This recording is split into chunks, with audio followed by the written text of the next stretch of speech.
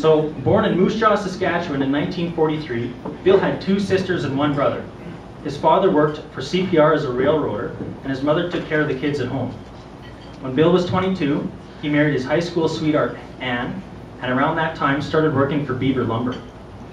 Doing well with Beaver Lumber, Bill and Anne soon left Moose Jaw, and over the following several years relocated a few times before landing in Shaunavon.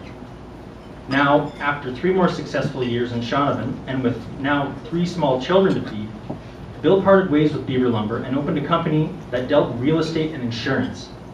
In addition, Bill started constructing buildings for some big retail chains like Eaton's and Sears. In a short period of time, this grew, and Bill found himself on the road a lot and away from his family. Despite the success he was having, it didn't take long for Bill and Anne to start looking for a community that they could live and work in, and Bill would not have to be away quite so much. They started to look for communities big enough that they could build on their own, and yet small enough to establish a certain degree of credibility. Eventually, Bill's travels took him through Lloydminster, where he recognized that there was a shortage of hotel space, and on somewhat short notice, decided to build the motel the Ivanhoe. Soon after, Bill and Anne moved their family to Lloydminster, and the rest is history. Bill is very modest and doesn't like to talk about the actions he takes in the community. In fact, I was warned I might have a hard time getting him to accept the award, because he feels there are many others who are more deserving. Bill quite often makes efforts to keep news of his donations and other community efforts out of the spotlight. For Bill, many times, rather than sit on a committee and discuss how to best lobby for an improvement on an issue, Bill will arrange to meet personally with a minister or key decision maker to influence change.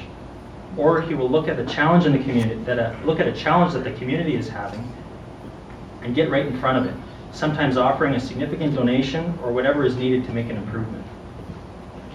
Bill is a founding member of the Exhibition Association and has been an active member in the Lloydminster Rotary for many years. He has, through Musgrave agencies, donated land to projects that we all benefit from. On many occasions, donated help to people in the community who have fallen on hard times. He has given extra to hardworking employees who may not have been able to afford things like down payments, vacation, or tuition. Put on barbecues, Christmas parties, and horse and buggy rides for organizations and people in the community he feels are unappreciated. Bill insists that through Musgrave, at least double the required amount of green space be built into their developments, allowing for extra parks and trails for everyone to use. That and population densities in new areas are most times constructed for lower than called for in the planning. Bill believes strongly that we owe the community for what it gives to us, and if we can, we should give back. It's our responsibility to make it better for our children. What Bill enjoys most nowadays is being able to work closely with his sons, Kevin and Scott, and being able to spend time with his own family, including his 7 grandchildren. In business, I'm told, Bill often says, your business is like a car, and some parts of it are more expensive than, some parts of it like tires are more expensive than other ones like spark plugs. But you need them if you're going to get anywhere. So it's important to treat your employees well, no matter what role they play. The other piece of advice from Bill is to maintain your integrity, take good care of your customers, and spend as much time as you can with your family. And with that, I'd like to ask Bill Musgrave to come up and receive the 2013 Lloydminster Chamber of Commerce Lifetime Achievement Award.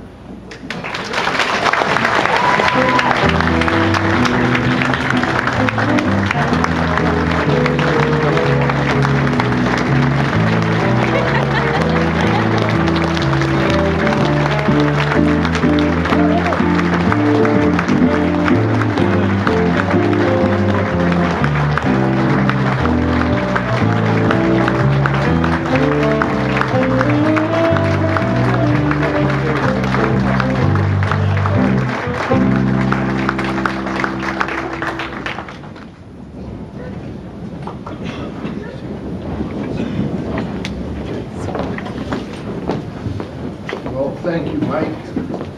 Thank you to the Chamber. There's a lot of people.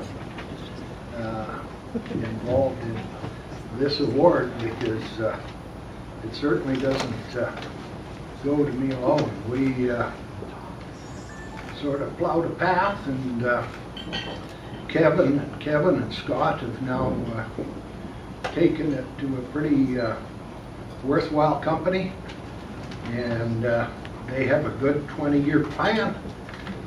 We got a good batch of grandchildren following.